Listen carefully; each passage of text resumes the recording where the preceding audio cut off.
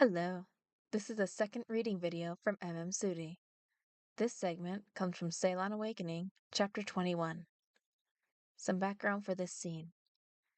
After traveling through harsh, cold conditions, Aurora, Terry, Nova, and Nideth have just reached the dwarf city of Finlura. Here in this city, Aurora will meet someone who becomes a friend. Aurora watched in amazement as the great stone gate in front of them opened to reveal the dwarf city. The entire city was lit by firelight. The people of the city were all around 4 feet tall. There were some who could not have been more than a foot tall. Aurora realized that these were dwarf children. The gate swung shut behind them as a group of armored dwarves rode toward them on animals that looked similar to domesticated cats. The cats the dwarves rode were much bigger than domestic cats and had 6-inch fangs. Aurittums, Nova whispered to Aurora. They are the dwarves' preferred mounts. Aurora nodded. A dwarf with dull silver armor rode up to them on a solid black iridium. Tell me who you are, he commanded. I am Aurora of Thiath. These are my friends, Nova and Terry of Rilcato, and Nideth the Phoenix. We have come to meet with your leader about the threat Azona presents, and we bring a solution. Aurora was shocked to hear the words come out of her mouth. When had she learned to speak like that? The lead dwarf nodded. Your message will be taken to King Vitian. If he wishes to see you, then you will be summoned soon.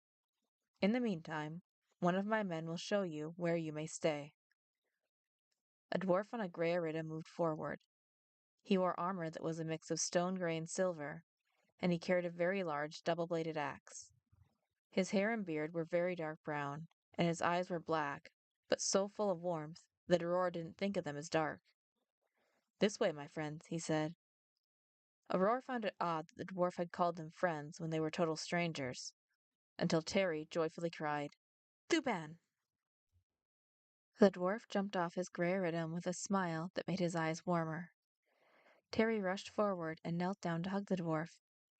Quack Alice take fiteth ruvulcatina kai catomagno, said Terry, before she stood up. It is good to see you once again, little warrior friend.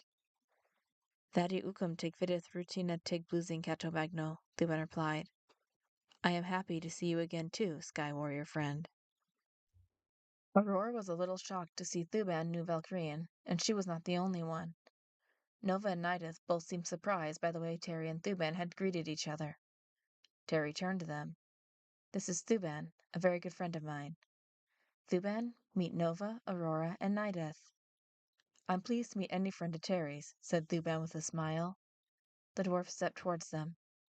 You're from Juri, aren't you? He asked Nova. Yes, Nova nodded, but the mention of her home made her a little sad. How do you know where I'm from? Many years ago, I met a red-headed Valkyrie named Saber. She told me that she was from Juri. Thuban looked like he was expecting the worst as he asked, Do you know what happened to her? Nova's look of sorrow answered the question before she spoke. Yes, I'm sorry to say that she died when Juri fell. Thuban nodded solemnly. How? Saber watched over many young Valkyrie whose mothers had died fighting Azuri. A strange look of grief and love crossed Nova's face. She used to watch Tershi and me too.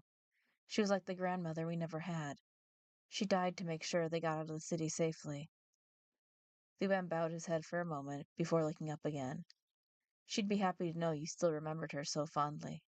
Nova nodded. Bekru. Thuban smiled at the powder blue Valkyrie before he turned to Aurora. It has been some time since we've had a human come to find Lura. I am pleased to meet you. I'm glad to meet you too, said Aurora, holding out her right hand.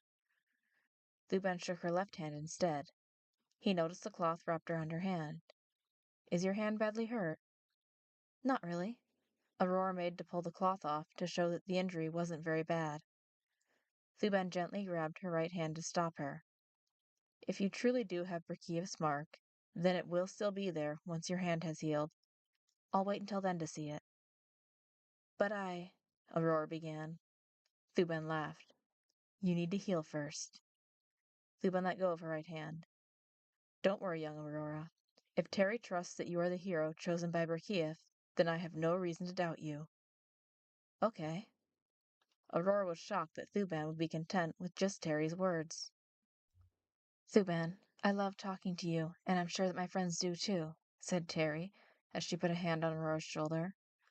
But we have had a very long journey, and are in need of food, rest, and warmth from a fire. Yes, of course. I'll show you where you may stay, said Thuban, before mounting his iridim once more. The group followed Thuban through the streets of Fine Lura. Aurora looked around as they walked. Fine Lura was a lot like the towns that she was used to seeing. There was a blacksmith shop, a tailor's shop, several produce stands, and much more. Aurora had always thought of dwarves as short, stocky men who carried axes and lived in holes in the ground. Now that she was in a dwarf city, she saw just how wrong she'd been. There were both men and women dwarves, and there were even dwarf children. The dwarves she'd seen who carried weapons hadn't all had axes. Some had swords, bows, or spears instead, and they did not live in holes in the ground. While Aurora had no doubt they were underground, this place was not just a hole. It looked like the main mode of transportation in this city was iridim writing. Aurora liked the iridims. After they'd walked through what Aurora thought was the town square, they came to a place that was full of houses. All of the houses followed roughly the same build and were all built of rock and dirt. Many of the houses had moss growing on them. At first, Aurora had thought that the moss was just there and served no purpose. But when she looked at it closer, she saw that it was actually growing in patterns. The moss was decorative. Aurora was amazed by this. Thuban led them to a house that was bigger than the other houses, but was still built the same way. We haven't had many tall visitors for quite some time thanks to his owner, but we are prepared for them. If you have need of anything else, let me know. Someone will come when King Baitian is ready to meet with you, said Thuban. What has his owner done that keeps you from having anyone come to your city? Asked Aurora. That is quite a long story, Thuban replied with a smile. I'll be happy to tell you all you want to know, but it will have to wait until after you've met with King Baitian. Bekru, my friend, make sure that King Baitian knows that Aurora is the one who he absolutely must see, said Terry. I shall pass along your message, Terry. Thuban left them to enter their temporary home. They walked into the house and looked around. It was 3 times the size of Aurora's home back in Thyeth. I hope you enjoyed this reading from Mark Brikyif Saylon Awakening. If you would like to hear more readings from Suti's novels, please like, subscribe, and hit the notification bell. Thank you for listening.